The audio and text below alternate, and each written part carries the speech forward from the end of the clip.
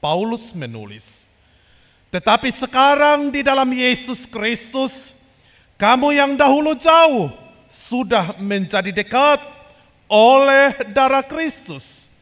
Karena dialah damai sejahtera kita, yang telah mempersatukan kedua pihak dan yang telah merubuhkan tembok pemisah, yaitu perseteruan. Ayat 13 dan 14 teks tadi.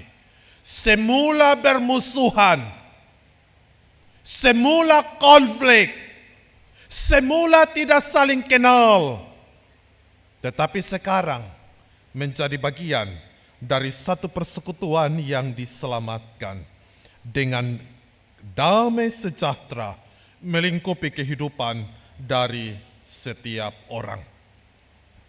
Rasul Paulus juga mengingatkan bahwa benar orang bukan Yahudi yang pertama-tama menerima kasih karunia itu. Mereka terbuka pada pekerjaan Allah untuk hidup mereka. Namun sekarang mereka tidak boleh iri hati. Mereka tidak boleh cemburu ketika Allah membuka kasih karunia itu bagi orang-orang dari bangsa lain. Mereka tidak harus berpikir ini tambah orang ini nanti Allah akan mengasihi mereka dan tidak lagi mengasihi saya. Itu sama seperti kecemburuan yang ada pada anak-anak. Kalau ada adik baru di rumah, sang kakak yang selama ini mendapat perhatian, dia mulai cemburu.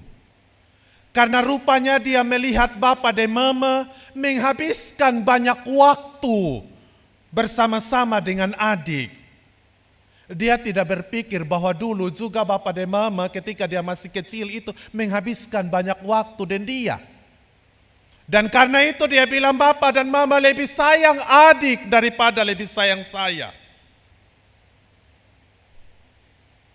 Paulus bilang kepada orang Israel, kamu tidak boleh punya pikiran itu, kecemburuan itu. Kamu tidak boleh punya iri hati yang seperti itu.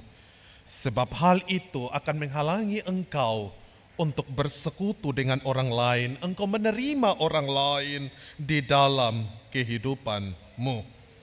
Benar bahwa kamu telah berdosa, namun betapa kayanya Allah dengan rahmat-Nya yang mengampuni dosa-dosamu. Apa yang kamu alami, kini dialami oleh orang lain. Kabar baik Injil Tuhan yang dibawa oleh para rasul dan nabi, yang diberitakan kepada banyak orang dari berbagai suku bangsa itu.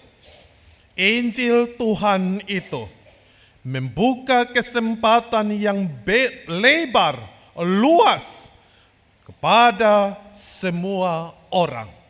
Sehingga mereka yang sebelumnya hidup dalam perseteruan dan keterpisahan, sekarang mereka menjadi satu. Sebagai manusia baru, mereka melihat sesama dalam perspektif yang berbeda. Sesama bukan lagi musuh, lawan, tetapi kawan sewarga dan keluarga Allah. Jadi kalau kita bilang kita kawan, hidup baik-baik. Kalau kita bilang kita keluarga, keluarga yang baik-baik. Di sini kita melihat karya Kristus bagi kita, bahwa Dia menginginkan kita yang berbeda-beda tidak hidup dalam permusuhan dan perseteruan, tetapi hidup di dalam damai. Sekalipun kita berbeda pendapat, A berbeda pendapat dengan saya, tetapi saya tidak melihat A yang berbeda pendapat itu dengan saya sebagai seorang yang berseberangan dengan saya. Karena kita semua itu suka seperti itu. Kita mau orang ikut, kita pun mau, kita pun pikiran. Jadi kalau ada orang yang berbeda pikiran dengan kita bilang, oh dia di sana, saya di sini. Tidak model seperti itu.